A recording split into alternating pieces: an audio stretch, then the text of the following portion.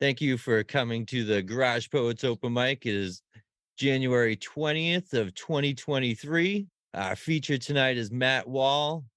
We have a few people from the open mic read, and then we'll get into Matt's feature, and then we'll do the rest of the open mic. We'll start with me. And this poem is I'm Not, But I Am. I'm not campaigning to be president, but I'm building my library. I'm not the founder of a social network, but I'm wearing a hoodie. I wasn't born with a silver spoon in my mouth, but I talk sitcom philosophies. I'm not a spy, but I'm chain smoking. I didn't go to flight school, but I'm a stoner.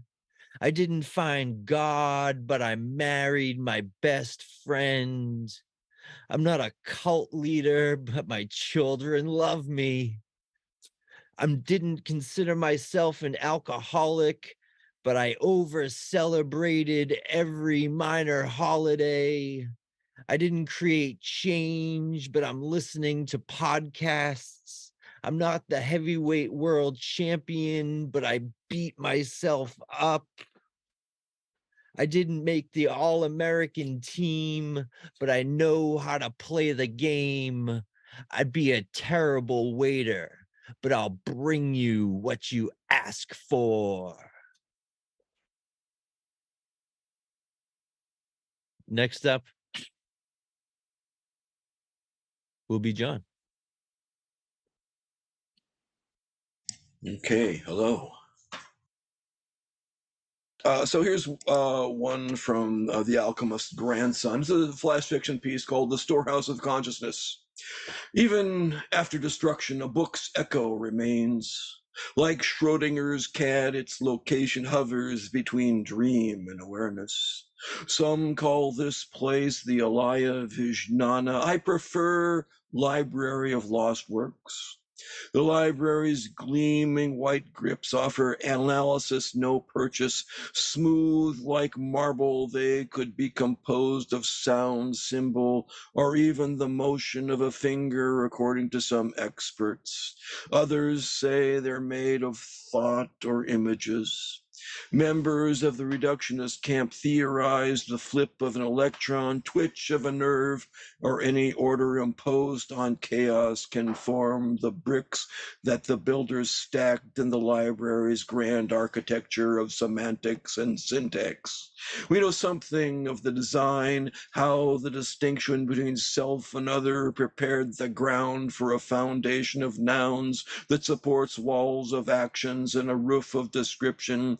But who organized the catalog? Was it the work of some supreme intelligence, or did the books organize themselves organically like the brains of their authors? The librarians who wear white togas and carry torches of cold green fire will not say. These sexless creatures of light can direct you to a book and sometimes describe how it vanished from the physical plane, but will offer no judgment on the truth of its contents. Thus, if you ask whether a wicked demiurge created the world, as stated in the apocryphal New Testament book of Eve, the librarians will maintain a noble silence. The library contains 3 wings. In the wing of misplaced works, books, scrolls, and clay tablets are translucent and diaphanous as hummingbird wings, because unknown copies still exist in the world. This wing houses Euclid's Book of Fallacies, Shakespeare's Love Labors Won, and Cordeño, as well as Rimbaud's Lost Notebook and Hemingway's first novel that was stolen with his suitcase in Paris. Once all copies of a book are eliminated, it becomes solid and dense in the mental realm. The librarians then move it to the wing of destroyed works. Here you will find books such as Confucius's Classic of Music, the Mayan Codices, and Manichaean Holy Book that have been burned by dictators, fanatics, and self-appointed guardians of dogma. This wing also contains works destroyed by their authors, such as the early poems of Gerard Manley Hopkins and parts 2 and 3 of Gogol's Dead Souls. These are books through loss and accident and neglect, like most of Aeschylus's plays, the Old Testament book of Jasher, sutras preached by the Buddhas of previous kalpas, Maxine Hong Kingston's original Fourth Book of Peace, and several of Da Vinci's drawings. Parts of the Colossus of Rhodes and great Buddhas of Bamiyan rest in the foyer, which is adorned by paintings that perished in the World Trade Center. Perhaps the saddest section of the library is the wing of works that never were. This wing houses books that authors never pursued due to laziness, self-censorship, or lack of confidence. There is a large display of overlooked manuscripts by the card cataloged. Authors, some as well known as Thomas Hardy, shredded these works in frustration after literary agents and publishing houses showed no interest. Construction workers add to the library all the time. Plastic sheets separate the existing wings from a new extension that will house lost computer files. The sheets keep out plaster dust, but do little to muffle the sound of power tools. Finance is no problem. Coins that slip out of pockets and disappear between couch cushions worldwide provide ample funding. Except for glances from a few browsers, the library's grand collection remains unread. No one can check books out, and there are no copy machines in the lobby. I'm implementing a plan to smuggle books out. Each night, I visit the library in my dreams and read forbidden treatises on metaphysics. Ah, the scale of the cosmos, humanity's place in it, and what existed before the Big Bang all makes sense until I forget everything but a few sentences in the disorientation of waking. I scribble those on the yellow legal pad I keep on the nightstand. I've filled 27 pages so far. At this rate, I can assemble a book in 20 years. That's too long. I need your help. With a big enough team, we can restore humanity's lost legacy by the turn of the century, assuming the librarians don't notice the lines of text vanishing from their books. Once they do, I'm sure they'll try to stop us. Thus, we should start with the highest priority works. Does anyone here know Aramaic?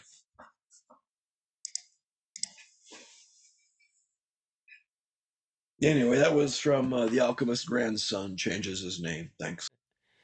Next up on the open mic, we have Ethan Mackler.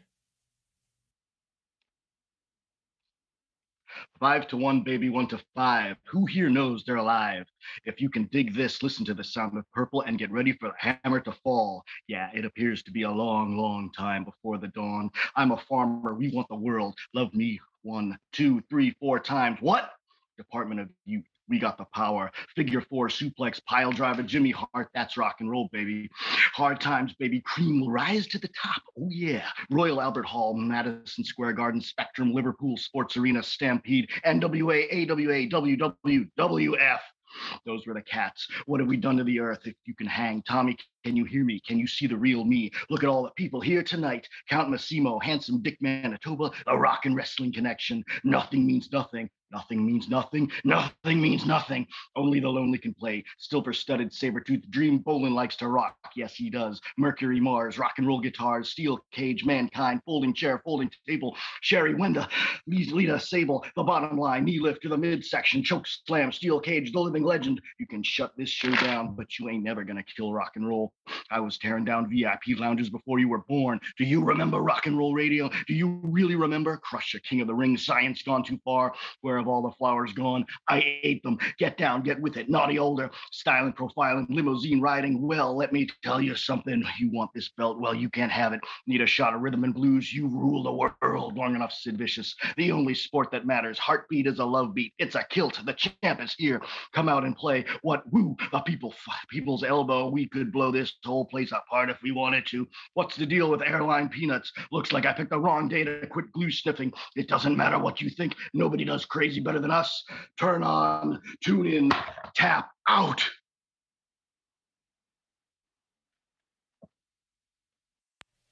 Dude, that was so good. Linda W. is up next. I'm going to start out with an ice fishing poem for those of you who may do that. It's very short. A winter score. He carves a circle pattern, scores deep through opaque ice. A hole appears, gray water puddles up. Entry for anglers, exit for prey. The frigid winter hunt is on.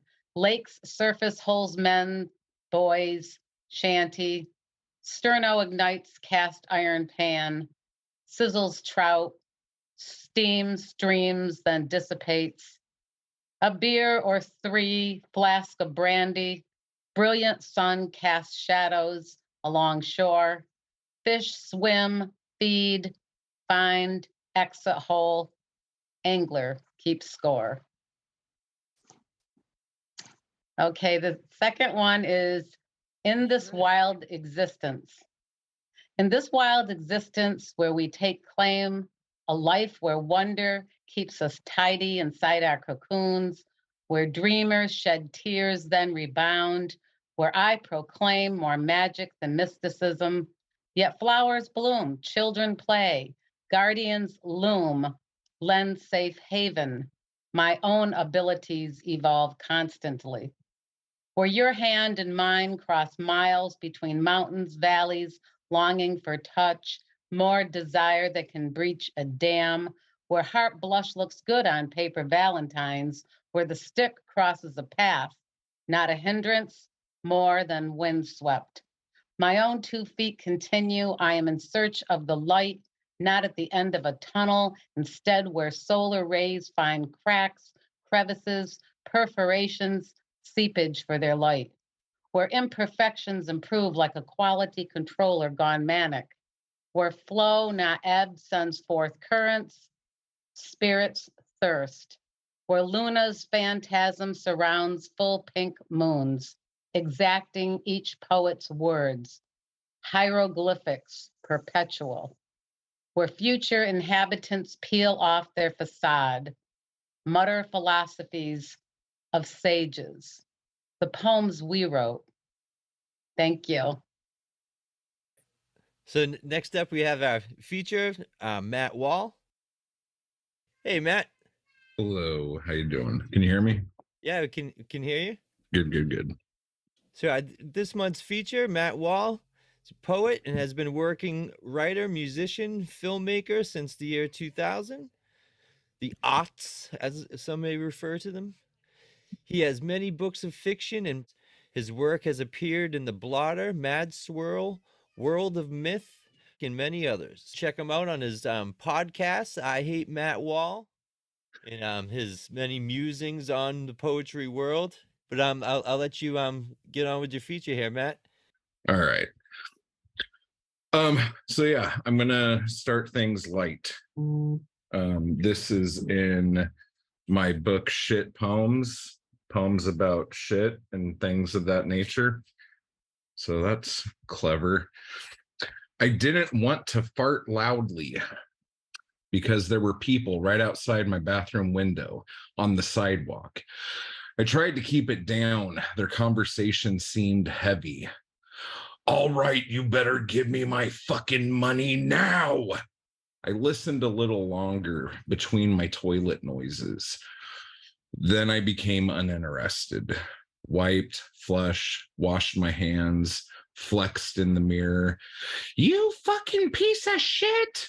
I smiled at myself, thought about brushing my teeth, then thought against it since I was about to have dinner, but did decide it was time for deodorant. I'll fucking kill you, bitch. I winked into the mirror and shot off some finger guns at myself, complete with mouth noises. Went into the kitchen, made some coffee with brandy in it, and waited for my Japanese takeout. So that was that one. This next one is actually in my book, Type Fast, little chapbook here.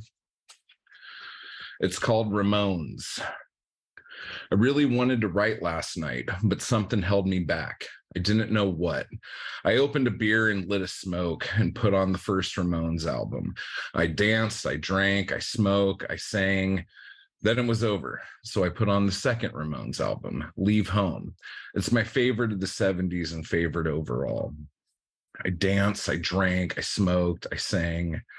Then it was over too. So I put on Rocket to Russia, the third album, and did the same thing. Then it was over. So I put on Road to Ruin, the fourth. And for the first time in my life, I realized that its initials for that album and Rocket to Russia were the same. Was that on purpose? It was the first album that I feel they started to stray from their signature sound. But that album ended too. So I put on the next album, End of the Century. And I wish this could be unspecterized. I wonder what it would have sounded like if Tommy produced it. I danced, I drank, I smoked, I sang. Then it was over. And I put on the next one, Pleasant Dreams. I could hear some of the Spectre influence, but it was done like the Ramones would do it. I wish End of the Century was done like this, but that ended too. So I put on the next one, Subterranean Jungle. And I had switched to Wine on the last album, but I really liked this album for the first time. I used to think it was just okay, but this time I realized how good it was. And I danced and I drank and I smoked and I sang. And then it was over too. And I put on the next one, my favorite of the 80s, Too Tough to Die. I danced and I drank and I smoked and I sang. And then I blinked. And when my eyes opened, there was no music. I was laying on the floor and the sun was out and it was the next day. The lessons here are this: don't force the writing if it ain't coming. You may find amazing things. Also, make sure to find your bed. I was very sore when I woke up and my pinky toe was purple and I couldn't move it. Also, go listen to Leave Home. So that one was that. And let me jump around here. So this one is in Tonight, and this is a chapbook of 20 poems that I wrote in one night. And this is called Fat Guy Laying an Egg. He sits at the yellow brick every day at the same time, portly and old, smoking a smoke, white dress shirt, khaki pants, dress shoes, everything looking older than he hopes. He screamed. Blood exploded out of the bottom of him. I could hear flesh tearing. His cries were guttural. He finally got off the block, and in its place was a giant 2-foot egg covered in blood and shit. He crawled along the sidewalk, and the seat of his pants was ripped out, and his bloody asshole was hanging out like a tail. Did he know this was going to happen? Did I know this was going to happen? We both stared at the egg, and it started to shake. Neither of us were ready for this. True story, guys, true story. Okay. The next couple ones I'm going to do here, I think, are from my upcoming poetry collection that's like a collection like these guys. And it's called Winner of Your Mom's Sodomy Prize for Poetry. And this is called Melvin Fucked a Potato. Melvin was on acid. Melvin was on shrooms. Melvin was on MDMA. Melvin had a great conversation with a potato. Melvin fell in love with the potato. Melvin took the potato into the bathroom. Melvin fucked himself with the potato. Melvin kept the potato on his nightstand. Melvin loved the potato. Melvin and that potato were in a relationship. I looked at that potato many times. I saw how Melvin looked at that potato many times. I no longer talk to Melvin.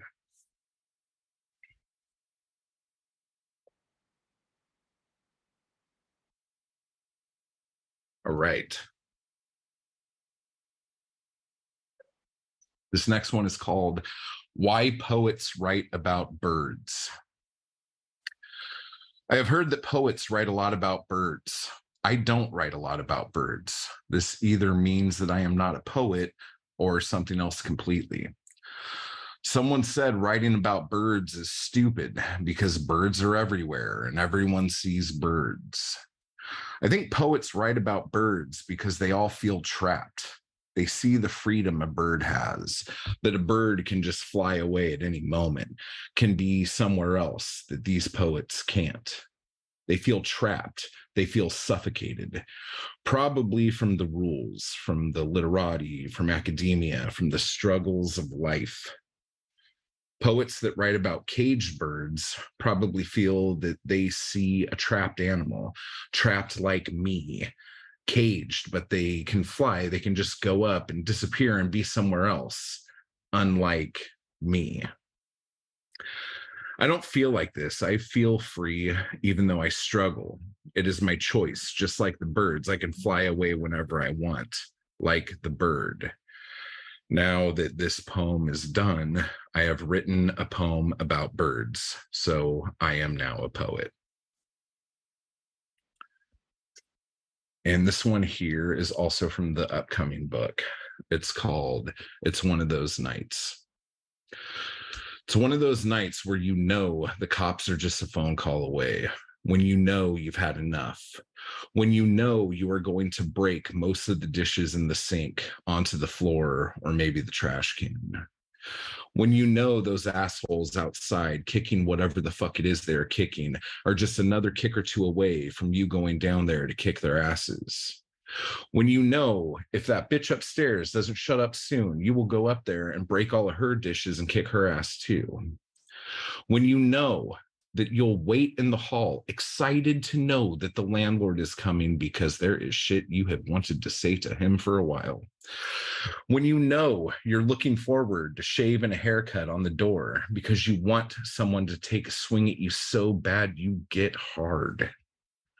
When you know you'll suck on your gums until they bleed just so you can taste blood on your tongue. When you know those people outside arguing are about to get shit hurled at them from your window and you've been lining up what heavy shit of yours you're going to throw. When you know you'll be wearing metal bracelets by the end of the night. When you know they'll slam your head against the car roof trying to get you in that little plastic back seat. When you know halfway through booking that you overreacted. When you know that you won't see the judge until Monday and it's Friday and that's a long time away. When you know you won't have peace over the weekend. When you know the noise that drove you mad in the first place will sound like angels singing compared to what you'll hear over the next 72 plus hours. When you know you'll have to go through all of that without smoke, without drink. And when you know all you want back is that little square of madness that brought you here in the first place. When you know, when you know, when you know. Okay. Let's see here.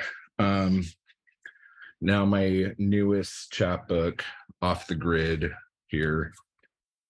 Read a little something out of that. This is called The Lesser Goldfinch in Me. Wind blasting the trailer. I thought for sure it would tip. On the creosote outside, a lesser goldfinch wrestled with the harsh gusts. It held on as the bush looked as if it were doing the limbo. I knew nothing of the lesser goldfinch. Turns out they're migratory birds and that they are found along the West Coast from Washington to Venezuela.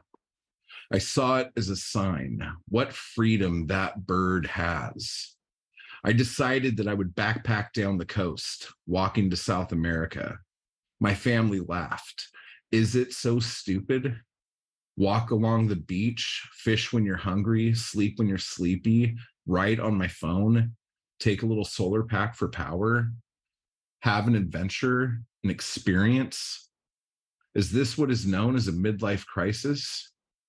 I think me crushing a man's windpipe for talking loudly in the grocery store line would be a much bigger crisis.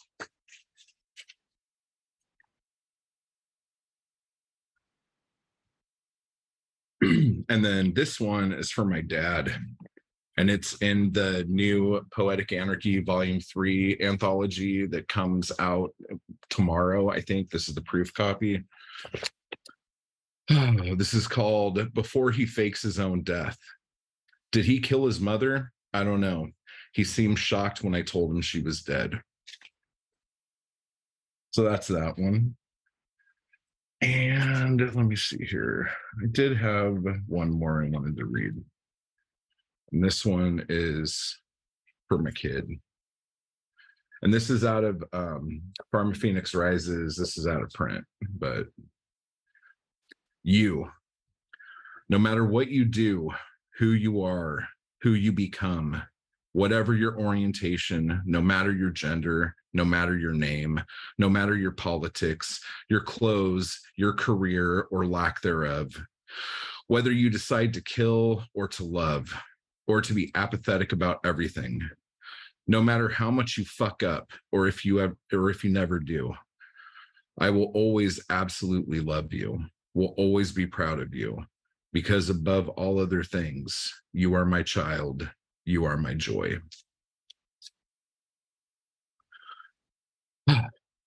So, thank you guys. How much time is left, if there is any?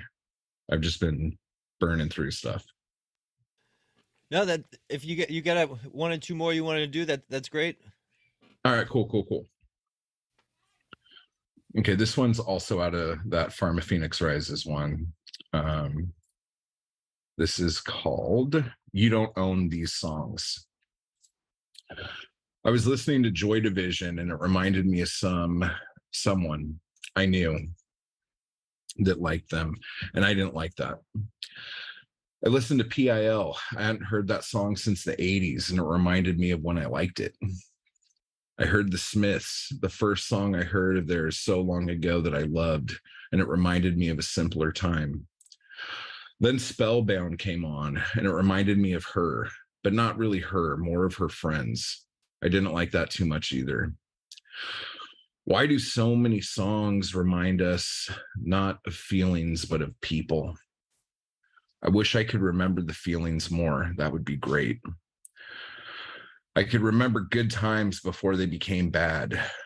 I could just feel the love, the lust, the fun, without all the shit, without all the thems. I am taking back music.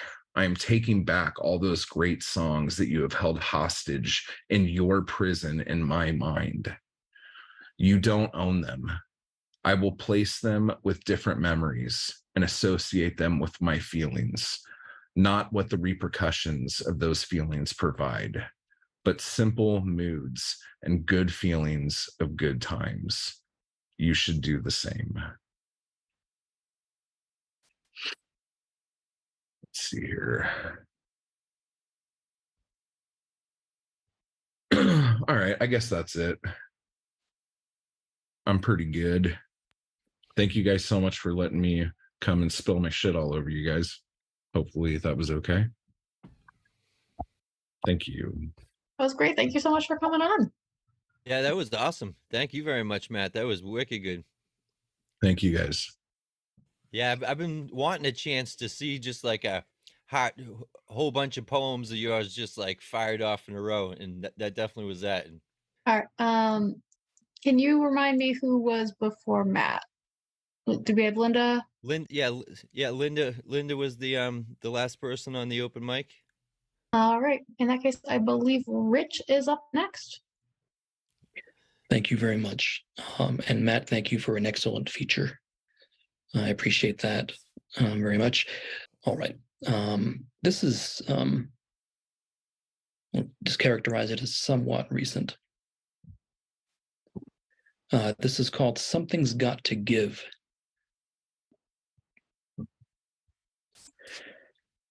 I woke up not being able to remember who Marilyn Monroe was. I didn't realize what happened until late in the morning when a friend from work randomly mentioned her to me, and he was stunned at my look of puzzlement. Bewildered, he shot me a quizzical look. What do you mean, who's Marilyn Monroe? You know who that is. Flustered, I shot him a bemused look. I have no idea who you're talking about. He just looked at me irritatedly and told me we could no longer be friends. After I lost my friend, I drove home racking my brain trying to know about Marilyn Monroe, but all to no avail. I asked a lot of my family, later at dinner, if they knew who Marilyn Monroe was. Stricken, they all got up from their seats, away from their plates full of aromatic and flavorful dinner, and they then wept and embraced me grouply, surrounding me in a love circle as though we were all one deeply upset organism. Our soft moans, whimpering and wriggling, lasted for about 5 minutes. Then, one of them showed me their phone's Google images of her. Ring a bell? My bell wasn't rung. I was having a very hard time knowing who this woman was, that they all seemed to know so intimately. Another family member, presumably my father, told me she was famous for once upon a time being an icon, a megastar actress and singer, and the first Playboy playmate. He showed me her body, which, while enjoyable, didn't jog my memory. Still another family member, perhaps an aunt of some kind, asked me if I knew who John F. Kennedy was. I told her that the name sounded familiar. You bet it does, challenged the aunt at me. He was the greatest president America ever had, and Marilyn was the one who took his virginity. Are you telling me you've never heard anything about that? My eyes grew wide with fear, and I found myself with my back against the wall. My head was shaking side to side the way a little boy's does when he sees a ghost. I was telling her I'd never heard anything about that.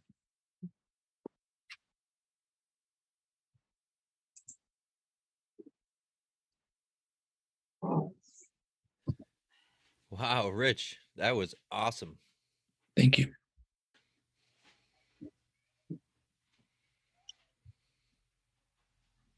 Thank you, Rich. Mark States, if you're still on.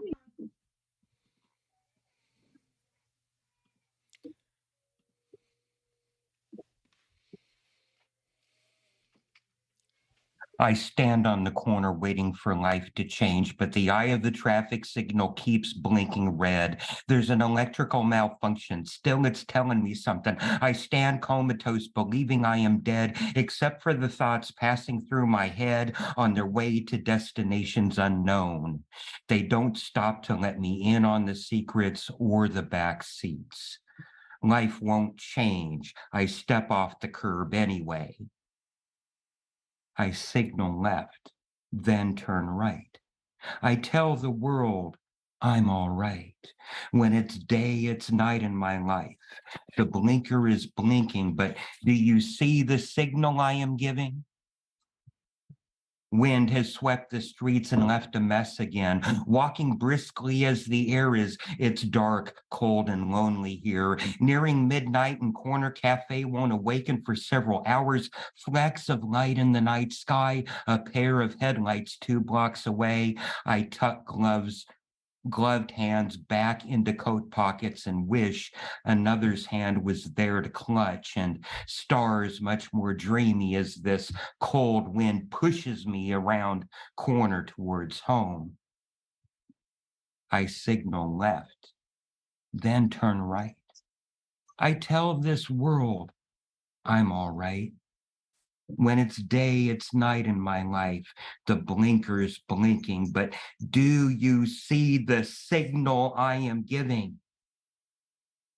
I stand on the corner of the porch, handling the key to the door. Inside, it's toasty warm, but I feel the coldness in my bones.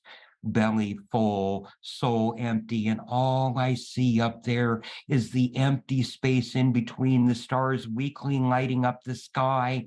Porch light is off and moon is gone. Many miles away, I bet you still see tears strolling down my cheeks, for you have forsaken me, left me standing alone in this cold, cruel world, and still I signal left, then turn right. I tell this world, I'm all right. When it's day, it's night in my life. The blinker is blinking, but do you see the signal I am giving? I stand on the corner waiting for life to change. For when it's day, it's night in my life. I tell the world I'm all right. I signal left, then turn right. Nemo, you are up next. I'm going to read a micro triptych, which is 3 thematically connected micropoems. I am a desolate planet, atmosphere long ago blown away, pockmarked with impact craters, harsh, cold, uninhabitable. My mind palace is a labyrinth of my own devising. Halls of neurons twist away into the darkness in all directions from where I stand. So perfect was my design that I cannot escape, and those brave souls who come looking for me become hopelessly lost. There's something in here that feeds on flesh. I can see its horns in the mirror sometimes, and I'm never far from its hot and wretched breath. Perhaps I built the maze to hold the monster. I know the ascent all too well, slopes painted with my spent blood, scattered with the shredded banners of past rallies. It's my heart's deepest desire to get to the top of the hill, but there's this boulder, and it is with me wherever I go. Pushing the great rock upwards has carved grooves in the dirt. Sometimes I follow them. Sometimes I make new ones. And sometimes I want to change the path, but the boulder gets stuck in the ruts. I find myself having to repeat a route I know will end in failure. And I'll watch the boulder roll back down, crushing everything beneath it, bringing me back to the base, looking up, feeling broken. I've gotten to the top before, but the last time I found a wicked man whose face I've seen in the mirror.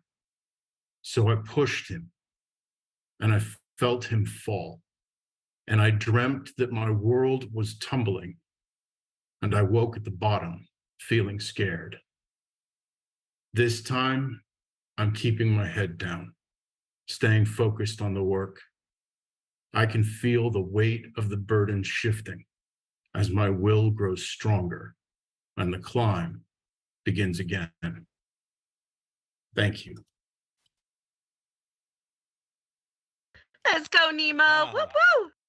Is this your first time at the Garage Poets, Nemo? I know I've seen you around a bunch of other things, and Gorilla Poets are It awesome. may be. It may be. I recognize a lot of faces this evening, but yeah, it may be the first time on Garage Poets. Well, yeah, thank you for coming. We love having you. Definitely come back. Thank you. Thank you. I plan to. Good to hear you, Nemo, and I look forward to our co-feature soon. Yes, in March. Me too. Thank you so much. Always love some Sisyphus. Marissa, how's it going, dear? Yes, and Jeff and Namu have a feature too. What's that up? I mean, Jeff Taylor, a whole set from him. I'm so excited. I've been a total fan of Jeff Taylor since the first day I met him. And Anna, of course, and her feelings team. likewise, Marissa. Really missing tonight. Yeah. Anyways, all right, here we go. This is a newer piece. I wrote this in a Guerrilla Poets workshop with Sarah Bellamental. I took this hard plastic flip style photo holder from my father's house. I'm not even sure when, but it holds photos of me when I was a baby. Small, sprouting blonde angel hairs, everyone's little flower girl. Blue eyes, wide smile. Hell, I even melt my adult self. I looked so perfect. How hard my mother probably worked. It's easy to work that hard when you're married to a man you don't love and don't fuck anymore. I should know. I think it's cause for concern how much my steps are in the shadowed, snowy walls of my mother's. Like most days, I freak myself out. I forget that I'm supposed to do better than her. Be more patient. Be more kind. Remember that I was a kid myself too, once. Oh, so once ago. So once ago, it was a one-time thing, like I barely remember until I actually try, and then I remember. Focus on the good. Focus on the brush and the mane and the carrot and the motion. Focus on the smell and the rains and the arena and the genuine joy. Does it make right the wrongs? Does it make right my short temper at times now? Can I blame the trauma? Can I blame the vodka? Can I still blame my mother at 42 years old when I consider myself wiser than her at this age? But then again, she pimped herself to a rich man. Maybe that is where I went wrong. Maybe money would matter now. Maybe I should still consider the carving station of my heart, which I still think will change the broken men I love. Man I loved. He only wanted to love the tame me, the church me, the meet the parents me. But he also desired to love the ball-licking, dick-sucking, dream machine, opinionated, sexy, passionate poet woman me. Why can't I stop caring? Shut up the little girl inside who still thinks that it's possible to love people who thrive in pain. Like love is the blunt instrument to revive their desire to live, to dream, to fight, to fuck out the lonely, grow wings and feathers and fly into the next Death Star, searching always for anyone wild and curious enough to carve a place by my side. Instead, all he did was hide. All I did was hide. Ah, the defiance of memory loss. When you forget that there's rupture and all you want is repair, some sort of gorilla glue to rue the day trauma had to say if I was seen or loved or lived or died. What prompt am I on? Solitary imagination, access to independence, sheer reactivity. Take how this ped writes and be the only one who survives. And remember to be kind and have that be my cause of death. Thank you so much. Wow. Beautiful work. Marissa. Great poem, Marissa. Very nice. T.T. Conley. So this poem is pretty experimental, and I've really only read it for my wife. So why not? It has two titles. Can you guys hear me? I'll take no answer as a yes. Yeah, definitely, we can. Very cool. So this has two titles: "Ode to the Wind," or "The Wind is an Asshole."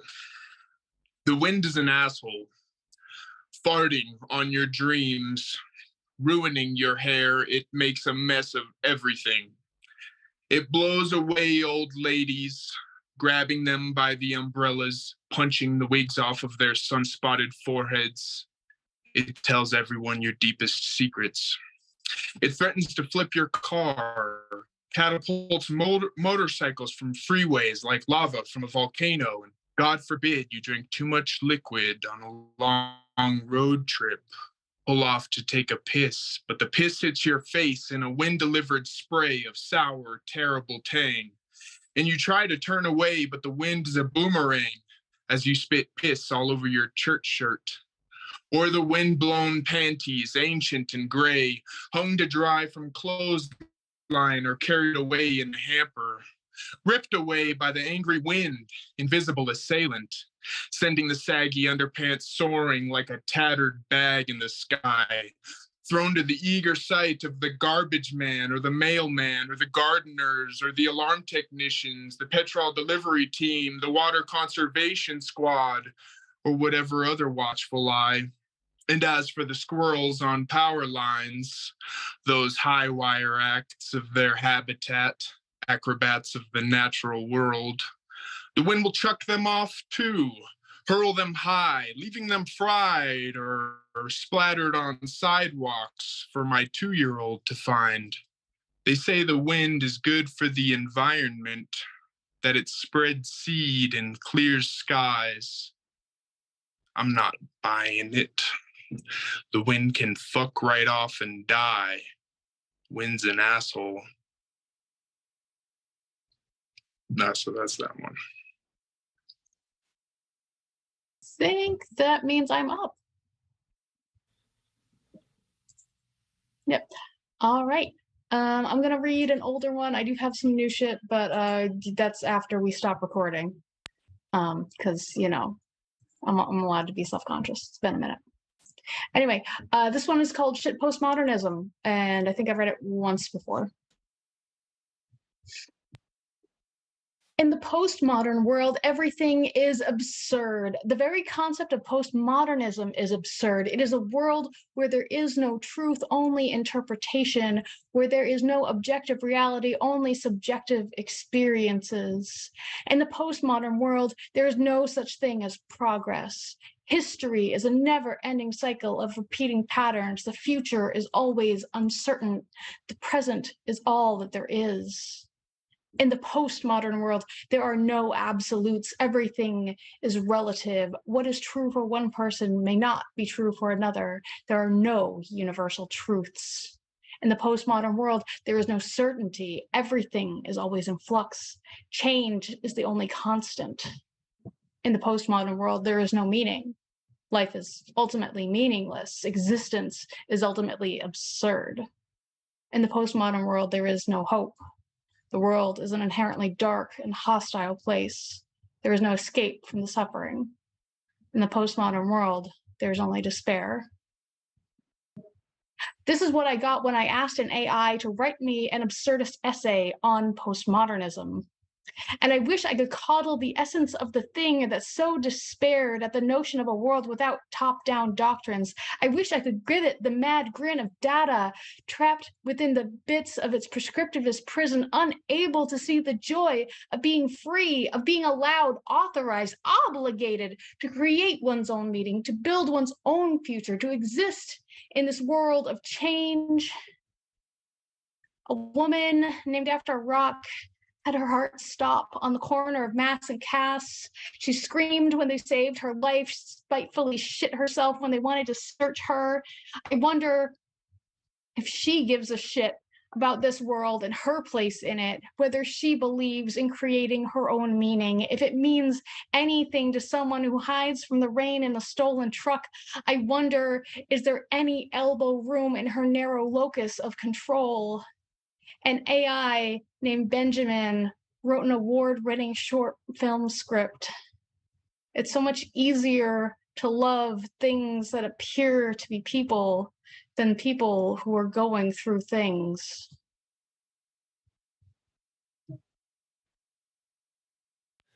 Damn. That was awesome. Not cheating if I only use AI for the first half. Yeah. Did after you read the first half or so, did was the comment that you asked someone to write a parody of postmodernism? What was that? What was the word you said? So it's one of the AI chatbots. I think it might be ChatGPT. I don't remember which one it was, but I just asked it for like 500 word or some word essay about postmodernism. And so that first half is what the AI spit out. Oh, that's what the AI spent. Okay. Yeah. And that was And everything after that is my response. Right. Yeah. Postmodernism for me is so full of life and possibilities, and the idea that, well, we don't have to define ourselves in terms of the past. We can just say what we think, and who knows what we'll think. We can look at things from 24, what was 13 ways of looking at a blackbird by Wallace Stevens, That's what postmodernism is to me. Thanks everybody for joining us on the stream portion of Garage Poets Open Mic. See you next month, Internet World.